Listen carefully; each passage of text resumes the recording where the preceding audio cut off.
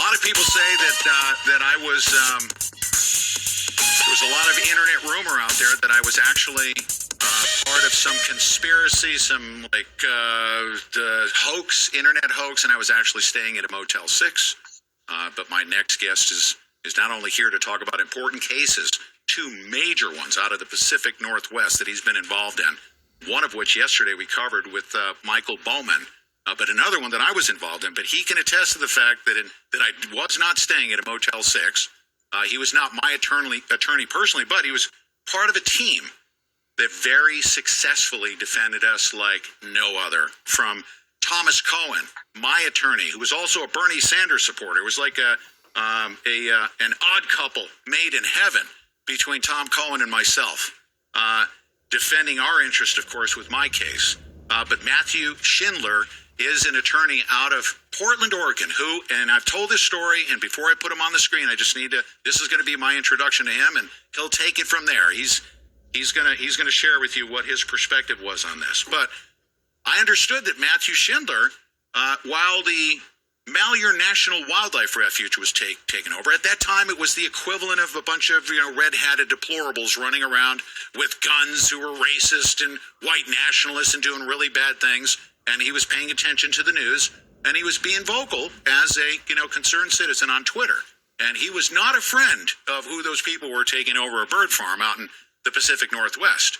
And he didn't know us, but he was out there tweeting about it, how appalling that these deplorables are out there doing bad things. And then he actually came to meet us because we were hand-delivered under the security of the Federal Bureau of Cover-Ups, directly on his lap. And he found out very quickly that we were nothing of what was being portrayed in the news. Now, I bring to the show, and man, I'll tell you what, I almost have like goosebumps thinking about this, how times have certainly changed.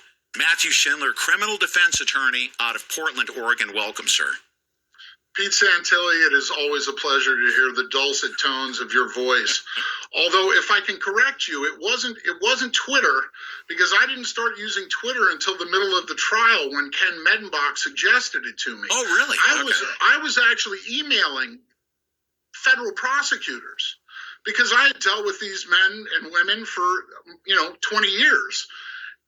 And I was emailing them during the course of the occupation, complaining about their failure to take action, because I felt like what they were doing wasn't enforcing the rule of law. And notwithstanding that, Pete, you're absolutely right that from the standpoint of what my perceptions were of the people that were involved in that event, they couldn't have been more wrong. I came to that case with a lot of my own sort of city-born prejudices, and I had never been around rural people or ranchers before in my life. And so it was very much an eye-opening experience to be put into such an incredible crucible with a group of people that really you share nothing in common with.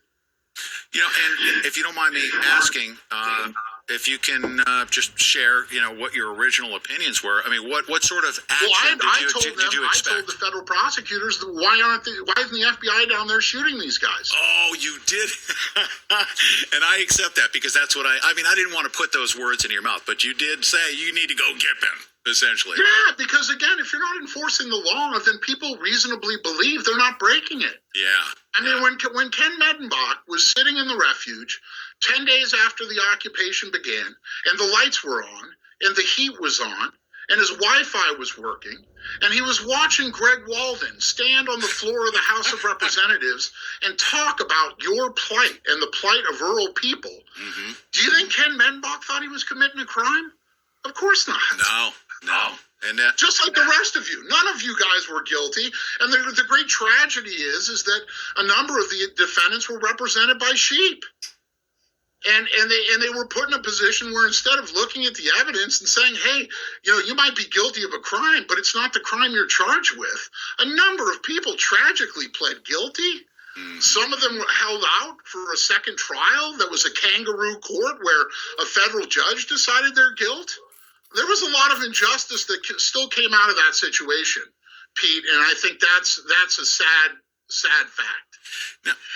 Now, Matt or Mr. Schindler, Mr. Schindler, I'm sorry to just be all chummy with you now that I'm on the outside of the Hoot Scout, okay? But Mr. Schindler, you can speak to this. My listening audience knows what my opinion is of what happened in Oregon, my opinion of the Western land issues. They know all those things. And my advocacy journalism is separate from all of that, of course, because I was reporting saying, hey, the Bundy family shouldn't have, Barack Obama's BLM pointing guns at them. I would thought that was a little bit too, way above and beyond. And that happened in 2014. And then when I went out, because I understood the plight of the rancher with the protest that took place with the Hammonds, I went out there to cover that story, and the history was written thereafter. But here we are with the Bundy family out there, and of course there was a protest on behalf of the Hammonds.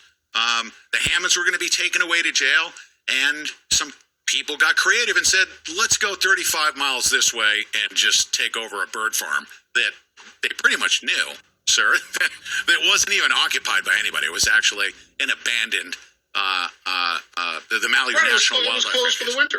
Right, it was closed for the winter. No harm done, but a great place to go have a protest and continue the protest, right? Well, that was certainly my argument to the jury. Yeah. And that was your argument to the jury. Now, did you believe in the beginning that these people, based on the news report you were saying, that they meant to harm anybody? Did you believe that in the early on? Because you heard about the guns and the camouflage and the militants. Absolutely. I associated the presence of weapons with a threat. And that was one of the crucial things that I came to understand. When you're a Jewish doctor's son from San Francisco, you are not around a lot of people who have guns all the time. Right. And it wasn't until this case that I met people for whom a gun is very much a part of their culture and who they are. And what they represent and the culture. And so when I understood that, Pete, that was an extremely important part of successfully defending the case. Because I understood that there was no threat intended by the presence of weapons there. That the presence of weapons there was just a statement of, one, culture, and two, freedom, a fundamental right. Yes. Yeah, that's right. I mean, Pete, if you're asking me, do my views on this evolved dramatically based on my experience with all you guys, I'd say 100% yes. Yeah, now I'm going to use Tom Cohen's example because when I first sat down with him as an advocacy journalist, I actually recorded like over 200 hours of footage, and it was very well documented. When I was talking to the FBI saying, hey, have you gone up and talked to these guys? Because they're like good Christian men. They'll sit down, go break bread with them, and find out what they're protesting. And Article 1, Section 8. It was past them by that point. Right. But, the FBI, some FBI agent has no authority to do anything. No. The people that had a decision to make were making all the wrong decisions. I told my attorney the first 30 seconds of when I sat down with him, I mentioned the U.S. Constitution in Article 1, Section 8, Clause 17, and his eyes rolled back in his head. This is Thomas Cohen, by the way, who I love. He's one of the best attorneys on the planet. He's a Bernie Sanders fan, and he said he needed to open up the Constitution and study what I was referring to, but I believe that he was a warm, genuine man that said that, he would be willing to listen to me. But it was an odd concept for me to be speaking to an attorney in Portland, Oregon about the Constitution. And he was... Well, you got to understand, we don't talk about the Constitution. You don't talk about the Constitution in federal court. They don't care about the Constitution.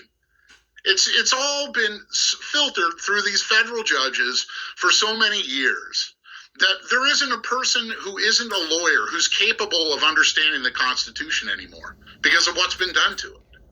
Yes. And so Ryan Bundy repeatedly quoted Constitution. I did not know that the First Amendment had a right to petition the government for a redress of grievances until I stood in that courtroom with Ryan Bundy. Is that true? Yeah. Wow. You think I've been doing a lot of protesting in my hard life, Pete? Well, you're in Portland. You're not an Antifa member? No? Aren't they all? No, you know what I am? I belong to the party of critical thinkers, Pete. There you go. Fantastic. So I like good ideas. If you have a good idea, then I'm behind you. And I think all of the labeling that we do in our society is really kind of simplistic and sort of stupid. And it's part of, again, I went into this case thinking anyone that would choose to live in a place like Burns is stupid or backwards. And that's what I believed. And then I saw a rancher testify during that trial about how it felt when Ammon Bundy came to her town of 66 people and gave them a presentation about their rights, and her crying in that moment, talking about her rights, and me in that moment feeling this profound sense of guilt, knowing that she has no rights. Wow. None.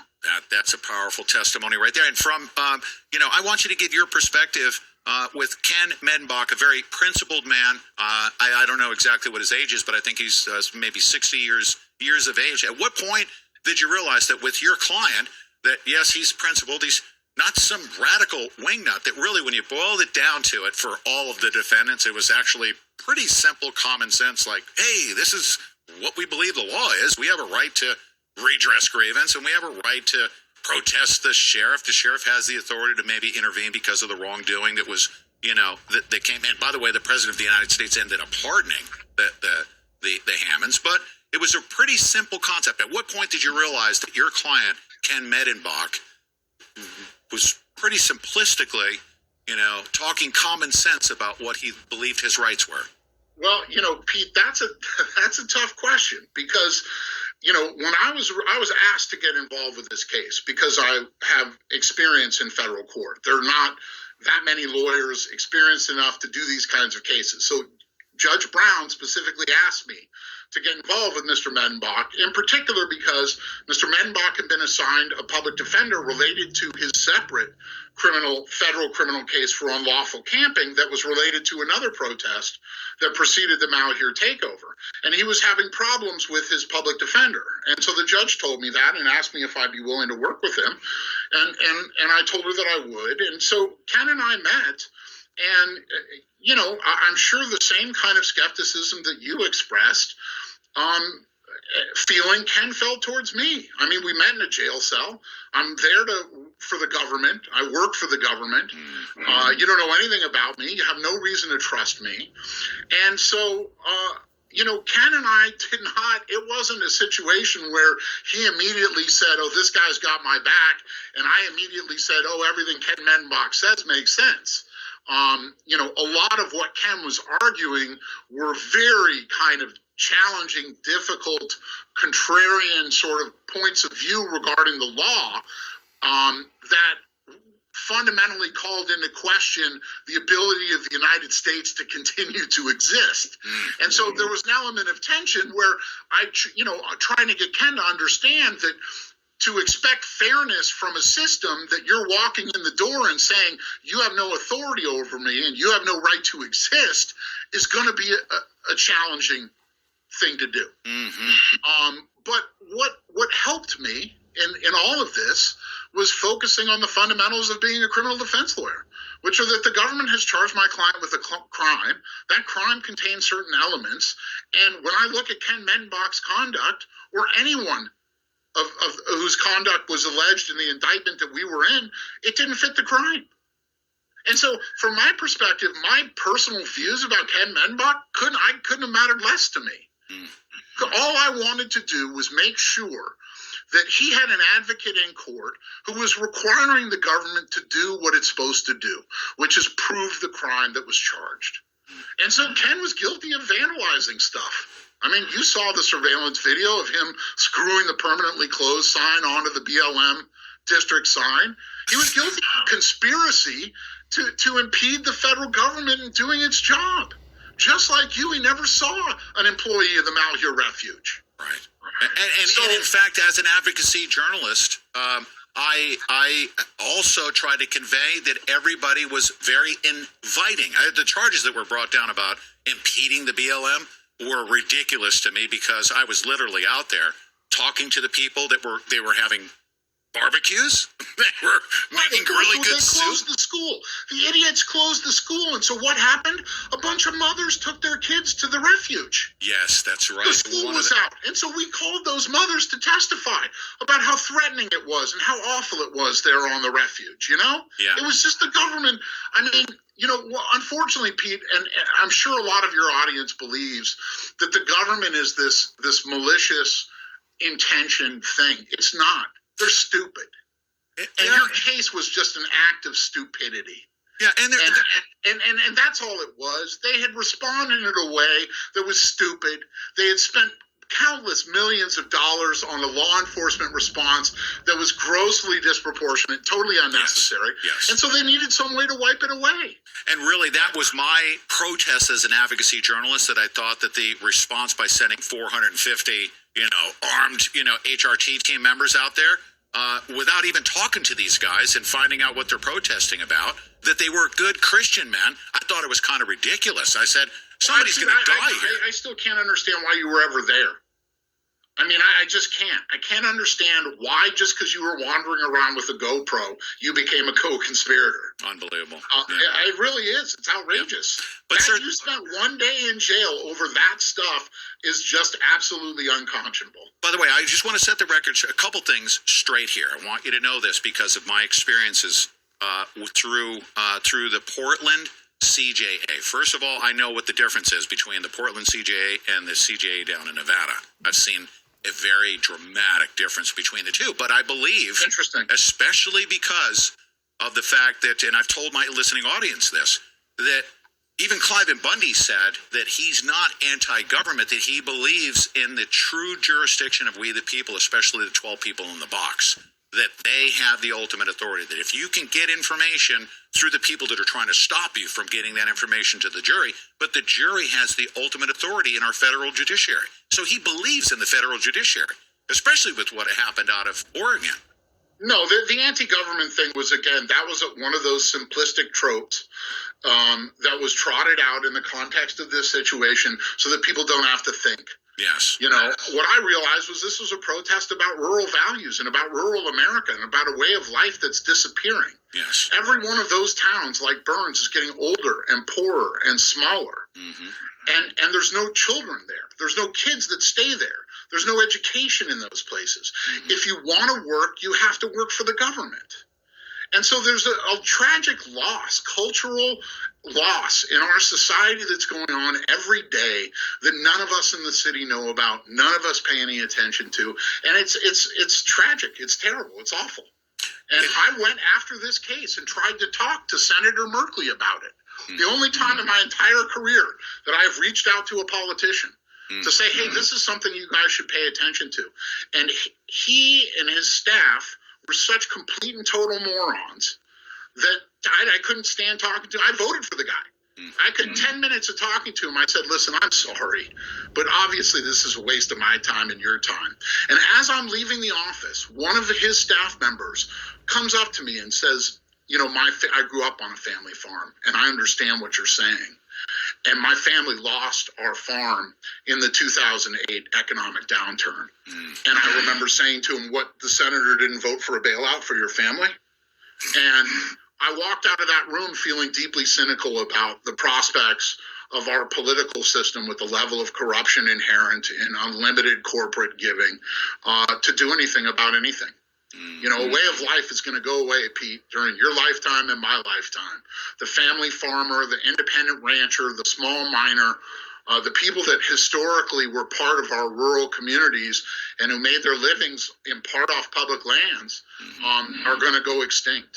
And I think that's a sad day for America. And I kept reporting at the time as I learned about southeastern Oregon, that at one point in time there were 300,000 head of cattle. That people were literally living off of the fat of the land. They had a lot of cattle out there, and that had since gone away, and 100 ranchers were run off the land. And that's what the protest was all about, is that last stand, of course, where the Hammond family, that's how the protest began. But, I don't want to spin too far off because I want you to give us from your perspective, what happened at trial. Because as you know, I did not. I was actually opposed to even, I'm on the record. I think you've seen my video where I'm like, Ken, what are you doing with this vehicle? And you're going into town, right? And I didn't look at him as a criminal. I just thought it was pretty daring that he was in this vehicle. He put a new placard on it that said property of Harney County, right? Yeah. And he was going into town. He's like, well, we're trying to return all this stuff to the people of Harney County, right? He didn't. It was an extraordinary thing and an extraordinary set of circumstances. And the context for that was, if you'll recall, you may not, Pete, but they drove a government truck to go vandalize the BLM district office. And when they were leaving the BLM district office, a Harney County Sheriff's officer pulled them behind them. And when they made the turn to go to the refuge, the Harney County officer kept going. And so Ken thought, because of that experience, well, I guess it's okay to take the truck. And so he did. And, and that led to the extraordinary interaction between him and the Oregon State Trooper in the snow in the parking lot at the Safeway, where he's very calmly explaining that this isn't a federal government truck. It belongs to Harney County, and I'm just getting groceries. I was just going to take it right back. They literally went for a grocery run to the local grocery store there in Burns. He was arrested and taken into custody at the Safeway in Burns, buying groceries. Yeah. For the occupation. Yeah. Now, if you don't mind, along those lines, tell our listening audience what the jury determined as to whether or not he had criminal intent. He was not found guilty. I was very fortunate. In federal court, you have no right as a lawyer to contact the jurors. So the only way you ever get to speak to a juror in one of your federal criminal trials is if the juror contacts you. Mm-hmm. And so I had a juror the day of the verdict contact me and say he would be interested in meeting with me and talking with me about the case. And that's the first time in my federal career, in 20 years of federal jury trials, that had ever happened. And so I went and met with this juror, and we drank whiskey until the restaurant closed and talked for about 4 or 5 hours. And it was one of the most rewarding and fascinating discussions I've ever had with somebody about their perspectives on a case. And it gave me a tremendous amount of faith in the jury system, because they really were committed to doing their jobs. They didn't care about ideologies. They didn't care about stereotypes. They were very focused on the evidence and the instructions. And I think that was extremely helpful. All the other kind of, the way the government tried to put these men on trial for what they believed was something that the jury was able to resoundingly ignore. They didn't feel like anything they did was a threat directed at a federal employee. Certainly not. And with respect to Ken and being arrested in the government truck and not being convicted of that charge, the federal theft statute is stupid. It's a strange law. It says you have to act with the intent to deprive the lawful owner of the beneficial use of the item. So, when Ken's standing in the parking lot and he's saying to the Oregon State Trooper, I thought it was a county vehicle, the keys were in it, no one was using it, I never saw anybody, I was planning on returning it. The jurors believed that. Right. And credited that, and so they decided, well, he wasn't trying to intend any user of the benefit of it. There was no one there. The place was closed. And so by virtue of that little technical flaw, or aspect, technical bit of proof required for the federal theft statute, Ken was acquitted of that charge as well, and I was made to look like an extraordinary lawyer. Yeah. Certainly. And I'll never forget that day when he's on his way out. And I'm like, Ken, where are you going with that vehicle?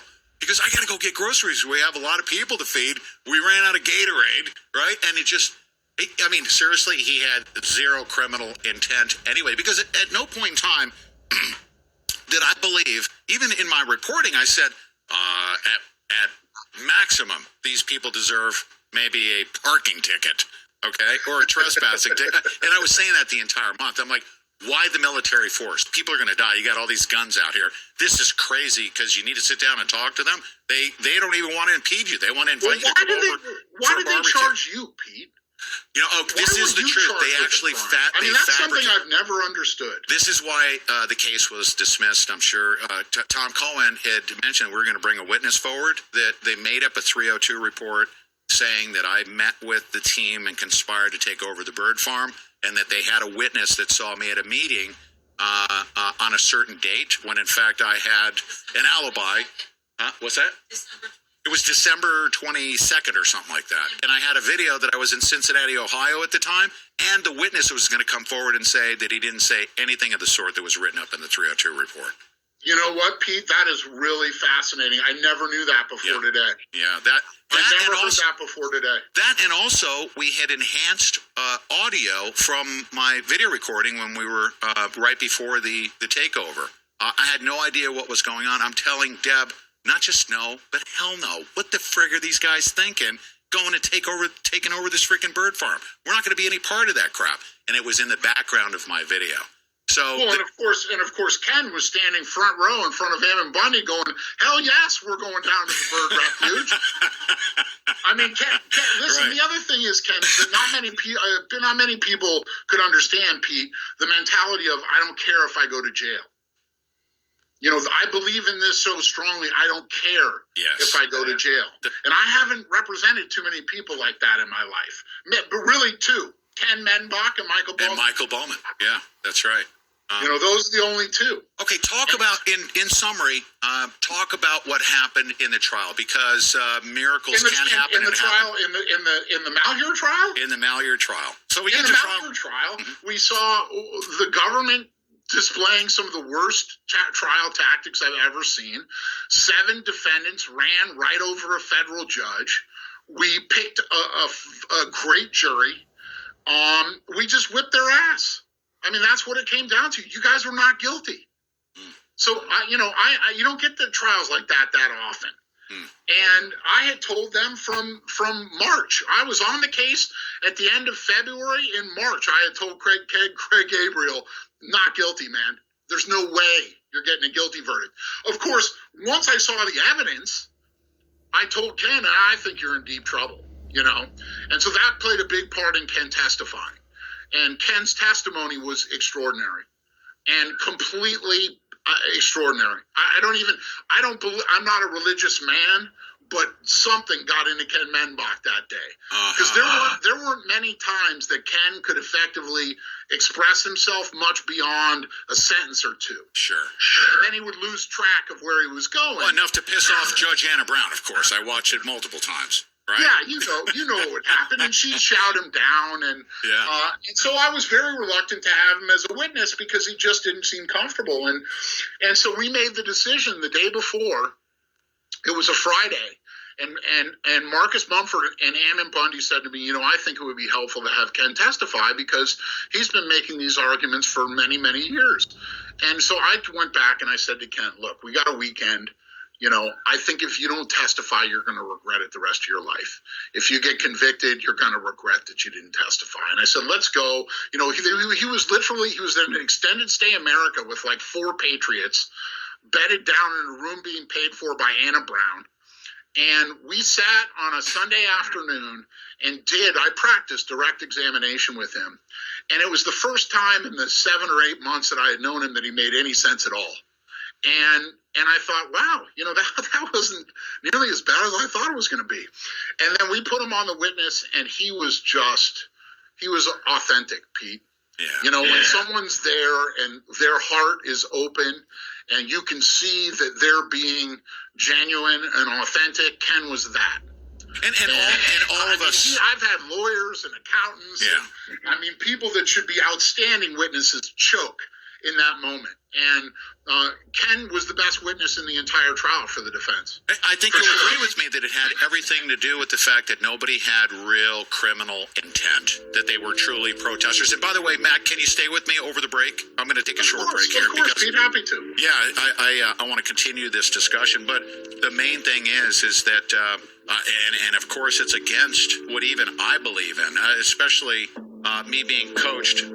Pete Santilli, you going on the stand and testifying, you start talk show hosting it, you could run yourself right into jail, whereas you're innocent. So it's against what you would normally be telling any defendant. But the bottom line is, the people that got up on the stand, from Ammon Bundy to Ryan Bundy, no one had any criminal intent going into this. They were protesters. They were trying to bring public awareness to what was happening to the Hammonds at the beginning, and they just escalated the protest with the takeover of the refuge. Brought a lot of attention. And on the other side of this break, I'm going to continue the discussion with criminal defense attorney Matt Schindler. And his website is schindlerdefense.com. We'll be back right after this. You guys don't go away.